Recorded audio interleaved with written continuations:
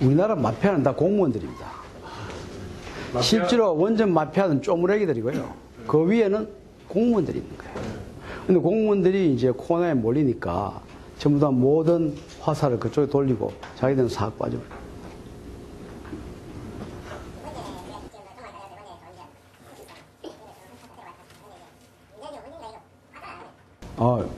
일단 이러한 과정을 겪는 것이 원자력에는 좋은 점도 있고 나쁜 점도 있다는 거죠. 일단 원자력이 국민한테 가까이 다가가는 계기가 됐습니다. 옛날에는 들여다보지 않았는데 도대체 이게 뭐길래 대통령까지 나서가 이렇게 죽이려고 하느냐. 곳곳에서 이야기되니까 이 내용을 보니까 아 별거 아니네. 이 진실은 이렇네. 저는 엄청난 발전을 했다고 봅니다. 소위 아마 2보 전진을 위한 1보 후퇴다.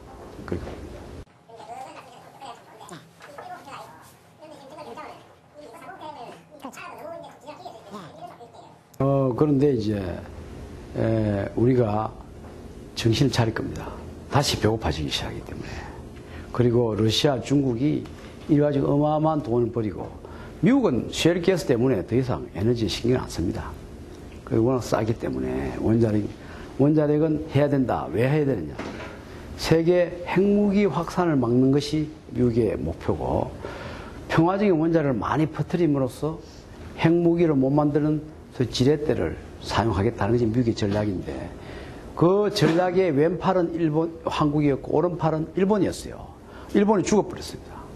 그런데 이제 한국만 붙잡고 한국이 잘 되기를 바라는 거예요. 그래서 미국은 한국이 원자력 죽는 것에 대해서 굉장히 신경을 쓰고 있습니다. 이래서는 안 된다. 밀고 있습니다. 그래서 아랍에미레이트도 사실 미국이 밀어줘서 된 거 아닙니까? 프랑스보다 우리가 여러 가지로 중동에 대한 그 소위 귀족 계급에 대한 연결고리는 훨씬 약한데도 불구하고 된 것은 미국이 굉장히 밀었습니다. 마지막까지 미국이 원자력 협력 협정을 안 해줬어요. 그거 안 하면은 프랑스는 못 팝니다. 모든 기술이 미국 오리진이기 때문에. 근데 한국 거로 결정되고 사인을 해줬어요. 그때 힐러리 클린턴이 날아가가지고 바로 사인해주고 다음날 우리가 계약을 했습니다. 그러한 세계 정치 피의자입니다. 핵확산. 이걸 막기 위해서 미국은 하는 것이지 미국은 자기 나라가 에너지를 팔기 위해서 자기 나라가 돈 벌기 위해서 그런 거 아닙니다. 트럼프는 무조건 사우디아라비아는 우리께 돼야 된다. 왜? 사우디아라비아는 요주의 인물이다. 우리께 들어가서 우리 주리를 틀어야 되겠다 하는 게 이 사람의 생각입니다. 돈 벌려고 하는 게 아니에요. 자, 그러면 앞으로 우리가 찬스가 무엇이냐. 지금 러시아, 중국 무섭습니다. 근데 중국은 썩었어요. 문제는 짝퉁이 많아요. 그래서 서울 사는 사람들 좀 안 됐다는 생각합니다. 근데 러시아는 제대로 합니다. 체르노빌 사고를 당해봤기 때문에 굉장히 열심히 하고 있고 또 푸틴이 박사학위 논문을 98년에 상페테르스부르크 대학에서 광산대학에서 받았는데 자원경제학 박사를 받았어요. 결론이 뭐냐? 러시아에 그 많은 자원이 있는데 우리가 아무리 해봐야 미국 상대 안 된다. 우리는 자원 팔아먹는 시대에서 끝을 내고 이제는 기술을 하는 시대로 가야 된다. 그래야지 미국한테 이길 수 있다 하는 게 이 사람의 박사학위 논문이었습니다. 그래서 그 밑에는 전부 다 원자력공학 박사예요.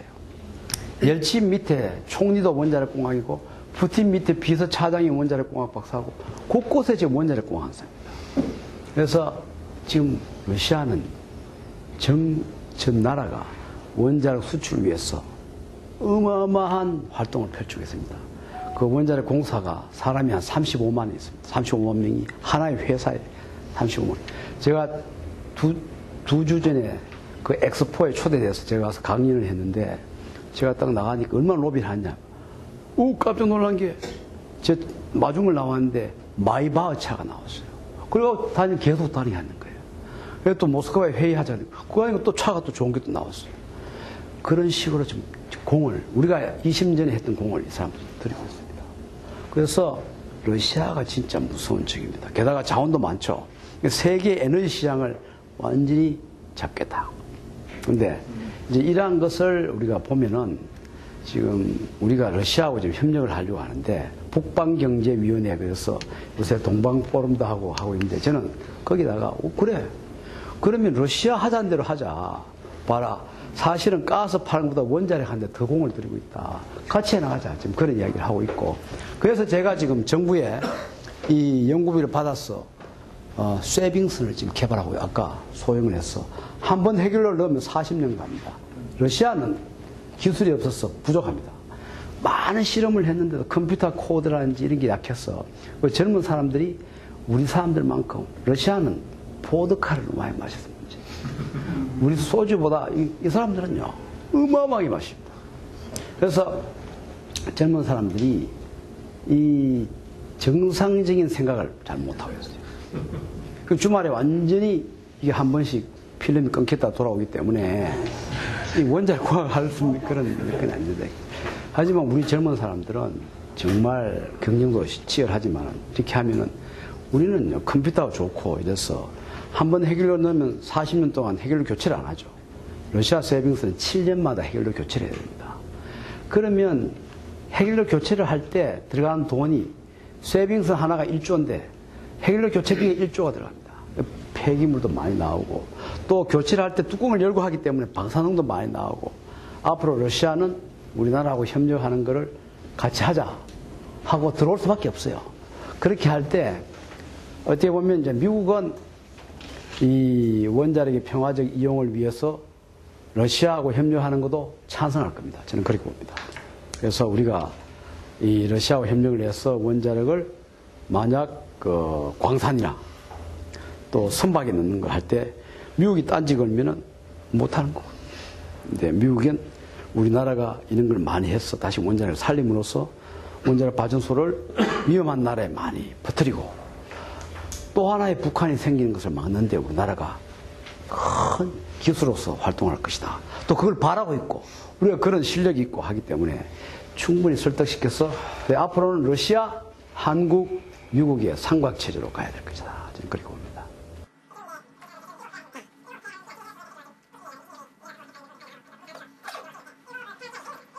네. 그런데 물론 그런데요. 이제 저는 사람 숫자가 중요한 것이 아니라 이 퀄리티가 중요합니다. 예. 퀄리티. 지금 우리 학교에는 우수한 학생일수록 원자력이 중요하다는 걸 알기 때문에 더 열심히 하고 있어요. 여기서 나가는 학생들은요. 대체로 그냥 편성하지는 학생들이 많습니다. 예. 그래서 저는 여기서 충분히 우리가 이길 수 있다. 저는 희망을 갖고 있습니다.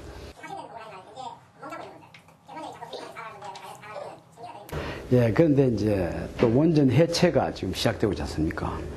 이제 그런 데서도 많은 원자력 기술이 필요합니다.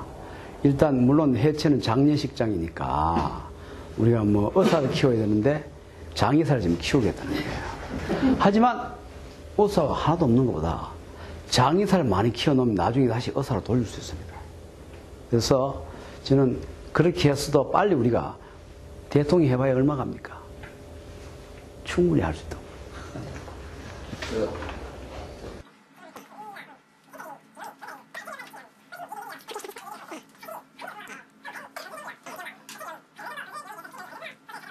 옛날에는 건설 비용에 비해서 해체 비용이 한 40% 됐습니다. 처음에는. 그런데 점점 해체 수가 늘어나면서 지금 15% 정도 되고 있어요. 그러니까 그거 가지고 전체 우리가 묻고 있는 돈이 있는데 그 안에 다 들어가는 겁니다. 그리고 사용후 해결료는 지금 땅이 묻는 것을 기준으로 돈을 적립을 하고 있는데 지금 앞으로는 나오는 기술이 재활용하는 겁니다. 재활용을 하면 땅에 묻는 것보다 더 싸집니다. 총 관리 기간, 앞으로 땅에 묻으면은 10,000년 동안 관리를 해야 됩니다. 10,000년 동안 관리하면 큰 돈을 묵어놓고 그 이자 가지고 10,000년 동안 그 영구적으로 관리를 해야 돼요. 근데 그런 게 필요 없는 300년이면 끝나는 그런 체제로 가면 더 돈이 줄어듭니다. 그래서 원자력은 앞으로 더 경제성이 좋아진다. 그리고 지금 현재도 다 합해서 그분들은요 잘 몰라요. 데이터도 또 너무 한전이나 이런 데서 데이터를 잘 안 줘요. 그게 또 문제입니다. 우리 정부가 투명하지 않아요. 그래서 이게 문제를 더 만드는 거예요. 우리 안전규제기관도 지금 투명하지 않아요. 제가 그래서 안전규제의 투명성이 얼마나 중요하냐. 이 사실을 들여다보면은 잘하고 있는데도 숨겨가지고 의혹을 불러키고. 그래서 왜 그래도 숨기느냐. 이렇게 핑계는 두 가지입니다. 국가 보안. 이거 자료를 북한이 빼가면 공개가 못하겠습니다 두 번째는 지식재산권. 아, 그래? 그러면은 그 대책이 있다. 블록체인이다. 그걸 하면은 거기다 보안을 걸어놓고 꼭 봐야 될 사람은 암호를 주면 된다. 하지만 여러 군데 다 퍼뜨려 놓으면은 누가 조작하려고 그래도 블록체인은 조작이 안 됩니다. 그래서 그걸 하자. 그 안을 제가 국회 혁신한 그 문희상 의장이 혁신위원회를 지금 가동하고 있는데 거기다 올려놨는데 이분이 지금 뭐 두드려 맞고 병원에 가고 하는 말을 정신을. 하지만 우린 밀 겁니다.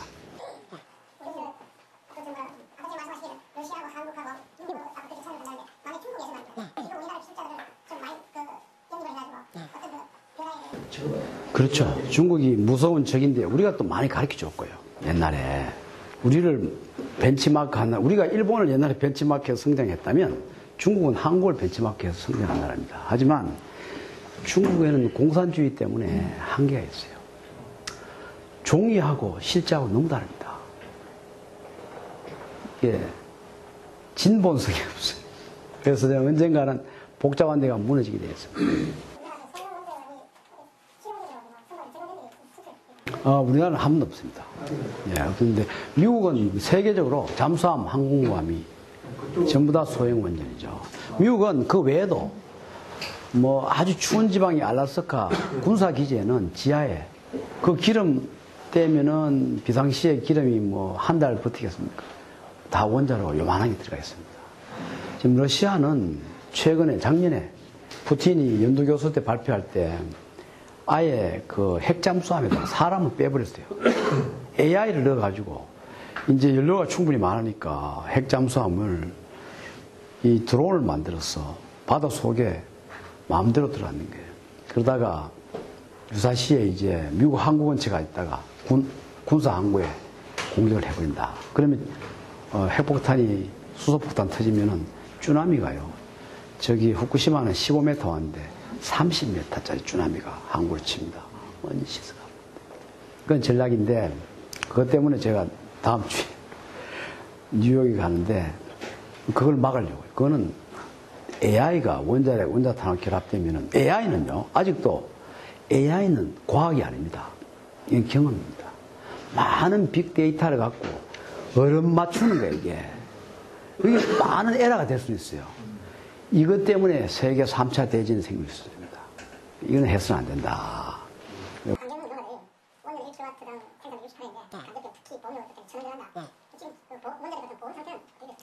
우리는 지금 세계 보험이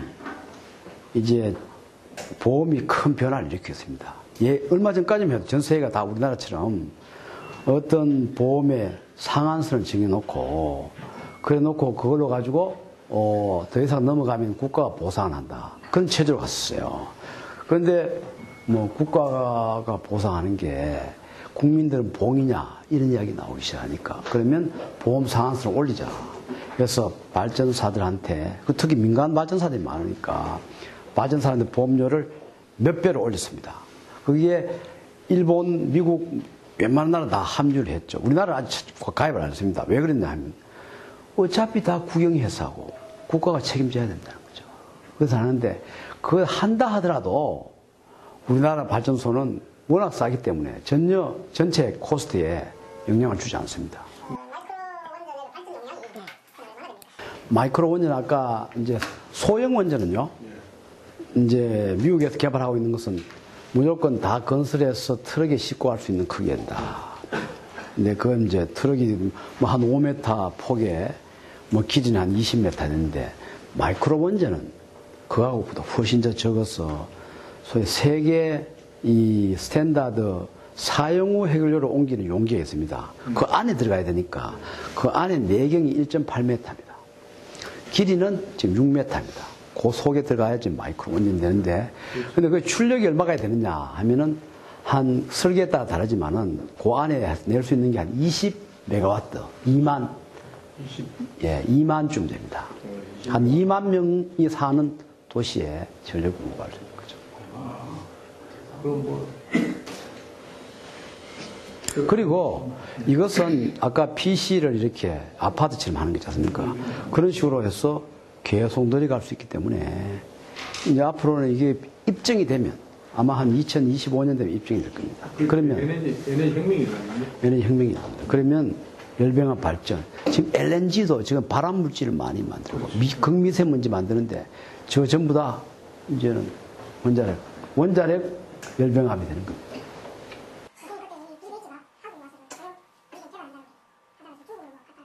예,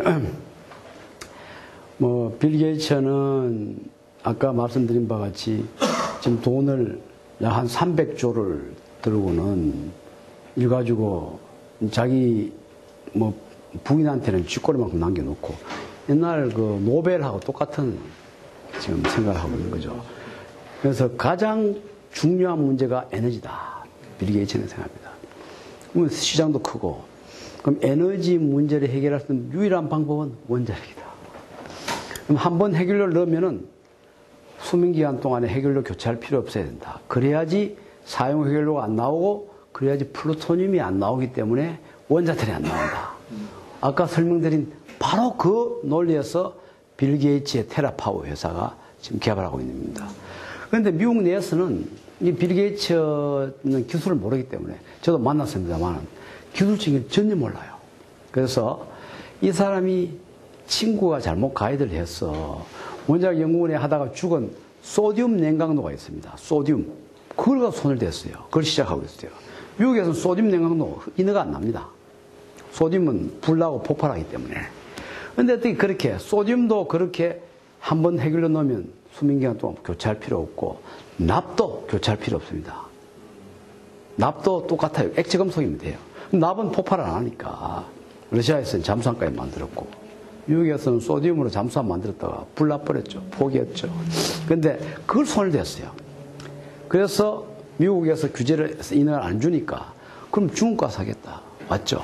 중국하고 열심히 하고 있는데 그거 보니까 요즘 중국이 기술 다 빼가니까 트럼프가 안 돼. 트럼프가 이제 완전히 차단한 겁니다. 그러면서 빌 게이츠한테 자, 좀 다른 거 하면은 미국 내에 인허가 줄게. 지금 딜을 하고 있습니다. 빌 게이츠가 화가 이렇게 나 있죠. 아니, 트럼프 안 그래도 마음에 안 드는데 자기 하는 일까지. 이러니까, 그래서 우리가, 이럴 때 저는 빌 게이츠를 만나가지고 우리 쪽으로 좀 돌려볼까. 나부로 하자. 옛날에 한번 이야기했어요, 제가. 나부로 해야 된다. 소듐 가지 마라. 이 사람 이해를 못하는 거예요. 그 납을 소듐 한 사람들 다 제 아는 사람들이에요. MIT 나온 사람들이 가는데, 이 사람들은 옛날에 그 소듐을 하던 사람들이에요. 근데, 그러니까 이러한 소위 하나의 이 변환기가 생기려면요, 그 사람들이 없어져야 되는 거예요. 근데 우리나라에는 그 1세대가 성공을 했지만, 그것만이 진리고 그 외에는 안 된다 하고 하는 사람들이 지금 허물어지고 있기 때문에 이것이 하나의 기회가 될 수 있다.